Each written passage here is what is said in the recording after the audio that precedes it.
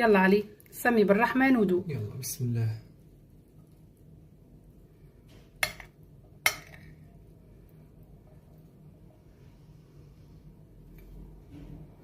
بسم الله. شيء بغري في القلب. منظومة. شوفوا لي على هالمنظر جنبها مخلل.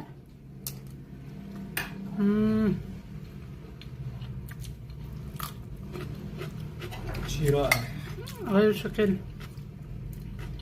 نسينا حالنا عم نصور. يلا بس خلص اكل من تسكر التصوير. السلام عليكم ورحمة الله وبركاته.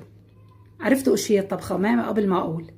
برغل بفرنجي. صح، برغل بفرنجي أكلة بسيطة سهلة بزيت الزيتون، بس بنفس الوقت كتير طيبة مفيدة مغذية، وخاصة للي بحبوا أكلات البرغل. هلأ هاي بدكم تقولوا هلأ موسمها، ليش؟ لأني هلأ موسم البندورة هيك الكويسة الحمراء المنظومة. شايفين؟ بتشهي. شوفوا هاي مش قد كويسة، عشان هيك حطيتها منظر. هلأ على كلين هي الأساسي فيها البرغل، البصل، البندورة، ومعجون الطماطم أو مية فرنجي مثل ما أنا بقول، مية فرنجي. كمان في ناس بتحط باذنجان، في ناس بتحط كوسه كمان مع باذنجان، مع الكوسه كمان بحطوه فلفله خضراء وحمراء.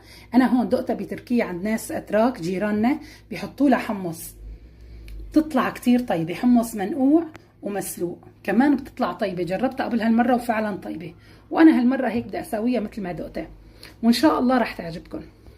هلا بالنسبه للباذنجان في ناس هيك بتشوحه شوي مع البصل اللي بين ما يستوي، بعدين بقى بتطب البرغل وهيك شغلات. بس انا لا، بدي افرمه واساويه بالفرن شوي، اشوي شوي بالفرن، وهيك بيطلع اطيب مع نقطه زيت زيتون. ونفس الشيء اذا بدي احط كوسه كمان، بس الفليفله لا طبعا رح تكون هيك مع البصله. والبندوره بدي اساويها بالخلاط بدون ما اقشرها. طبعا تريدوا تساووها كمان بالمصفى، اذا ما عندكم خلاط تقسموها بالنص، رشه ملح صغيره وعصروها بايدكم، وخذوا بس العصير وبتطلع كمان شيء رائع. هلا خليني اروح اجهز وارجع لكم ان شاء الله. هلا انا جهزت الباذنجان هيك، ما قشرته، قطعته هيك قطعه ما بدها تكون صغيره ولا كبيره. حميت الفرن، شغلته من فوق شغلته من تحت على اعلى درجه، وبدي اضخ شويه زيت زيتون او زيت نباتي مثل ما انتم بتحبوه، هيك شيء بسيط بس ما تكتروا. ونحطه بالفرن بس لتاخذ اللون اللي انتم بدكم اياه، كاشف غامق مثل ما انتم بتحبوه، وهيك بيكون صار جاهز. خلينا نروح نكمل باقي الخضره. هلا هيك كل شيء صار جاهز. هاي البندوره سويتها على الخلاط، البصل، الفليفله، كل شيء صار جاهز. هلا انا مثل ما قلت لكم البرغل بفرنجي كل حدا بيساويها على طريقته وله عده طرق، مشان هيك بتلاقوا بصندوق الوصف عده طرق انا عملتها قبل هالمره. بسم الله. وكمان شيء طيب، اخذت نص كاسه زيت الزيتون. اللي بحب يساويها بزيت نباتي ما في مشكله، بس بنصحكم زيت الزيتون اطيب. انا دائما بهالاكل بحب احمص البرغل. بسم الله. البرغل اذا ما كان مكفول ونظيف غسلوه غسله بالمصفي مباشره على التحميص اذا بدكم تحمصوه، اذا ما بدكم تحمصوه مباشره على الطبخ. هاي نص كاسه زيت الزيتون نحمص فيها البرغل. بسم الله. انا هلا بشتغل على نار عاليه. مو بدكم هيك اكله طيبه تطلع منظومه؟ حمصوا البرغل وشوفوا شلون. هذا للي ما بيحمصوا. هلا بالنسبه للبرغل هذا مو برغل الكبه، تكون اخشن من برغل الكبه، هيك الحبه الخشنه شايفين. اما برغل عمقي او اصفر يعني بني او اصفر ما في مشكله، الموجود الاثنين بصيروا. بسم الله. ابدا لا تشيلوا ايدكم، ضلوا هيك عم بتقلبوه لحتى يتحمص. بياخذ تحميص تقريبا 5 دقائق على نار عاليه. هلا هيك البرغل حاجته. بالنسبه للبرغل هذا كيلو برغل. البندوره كريم بندوره، دائما البندوره بضعف البرغل، يعني مش بدكم تحطوا برغل تحطوا بضعف بندوره. بسم الله. مشان ما اوسخ فراير كثير، يعني ما اوسخهم، رح اقلبهم بصحن هدول ونرجع نكمل. بسم الله. هاي كاسه النص الثاني من الزيت. بسم الله الرحمن الرحيم. شفتوا حطينا النص بالتحميص وهلا النص الثاني. دايما بزيت الزيتون مباشره القلي ما بنستناه ليحمى، يعني مباشره الشيء اللي بدنا نحطه البصل البرغل مباشره حتى الزيت ما يفقد قيمته الغذائيه، فما بنستناه يحمى. بسم الله. هون انا عندي بصلتين او عفوا 3 بصلات حجم وسط يعني اذا كان هيك البصل كتير شوي هي الاكله بتطلع اطيب.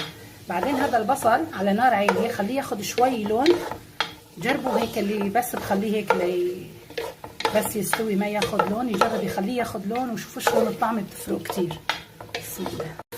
هلا هيك بعد ما البصل شوي اخذ لون شايفين هيك بيعطي طعم كتير طيبه. طب معجون طماطم. بسم الله. انا لو بدي احط بندوره بحط معجون الطماطم لانه بيعطيها لون حلو وطعم طيبه. يعني يا دوب هيك معلقتين بس يعني ما عبيتهم كتير، معلقتين طعم، تقولوا معلقه ونص معلقتين. بسم الله. بحطها هلا لحتى هيك نتخلص من طعمه التيبيس ولونها بيطلع احلى هلا على الطبخ. هلا انا كل شغلي على نار عاليه. هي الفلفله الحمراء والخضراء كمان افرموها مثل ما بدكم، خشن ناعم مثل ما انتم بتحبوا.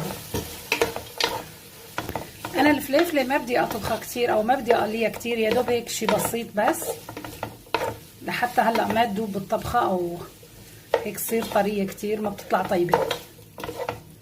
هون كمان شوفوا هي الباذنجان صار جاهز، تريدوا تقلوه قلي بزيت نباتي كمان ما في مشكله، بس هيك صحي اكتر وكمان طيب.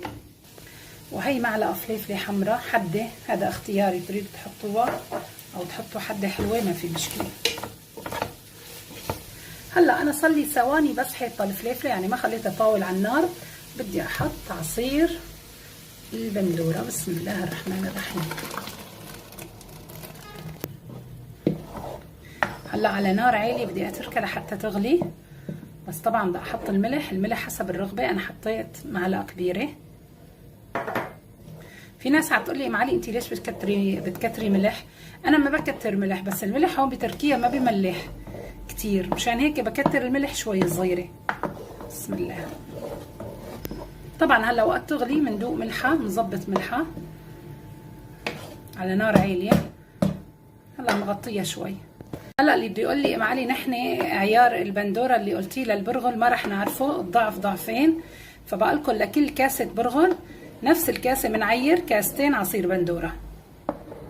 هلا هيك طلعت بالغلوه شايفين. دخلت لعند علي لجوا على الغرفه عم يدرس، قال لي في ريحه اكل كتير طيبه. منين هي؟ من عند الجيران.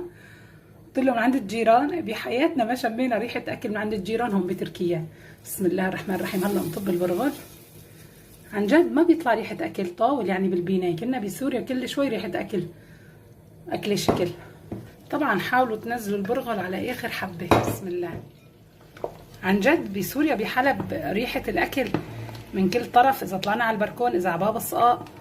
هون ما في ابدا، نادرا لنشم من عندهم ريحه اكل وما بنعرف اشياء. بسم الله. هلا لسه على نار عاليه، زبطت الملح، خليها شوي بس ترجع تطلع بالغلوه. بالله شوفوا لي على هالمنظر وعلى هاللون، لسه على البرغل ما استوى بس بشهي. هلا طلعت بالغلوه. ايش بدنا نساوي؟ بدنا نجيب الحمص، وهذا مثل ما بتحبوا، بتريدوا تحطوا تجربوا طعمته بالحمص شلون، وبتريدوا لا. بسم الله. انا هون حطيت عيار الحمص كاسه ونص منقوع ومسلوق، يعني بعد السلق والنقع كاسه ونص تقريبا للكيلو البرغل. هلا بدي احط الباذنجان كمان هيك. بسم الله. الباذنجان انا ما قشرته مشان ما يدوب مع البرغل، يدوب بعدين ما بيعود ببين.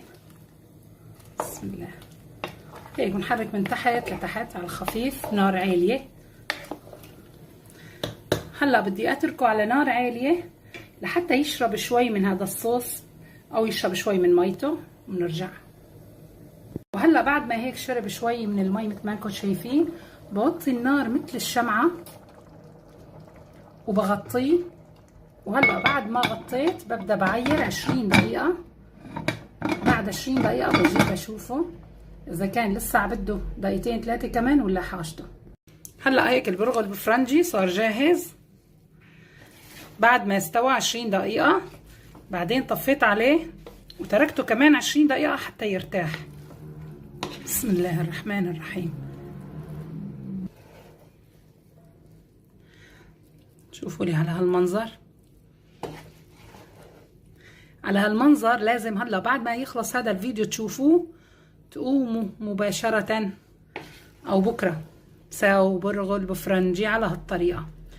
وبس ما تنسوني من الدعاء. ها، وجنبه هيك جات سلطة. هاي السلطة لسه ما طبقتها، بقدونس ونعناع وبصل اخضر وخيار وخس وبندورة وليمون وبقلة. رح يطلع اطيب صحن سلطة جنبه. شوفوا لي بقى على هالاكلة،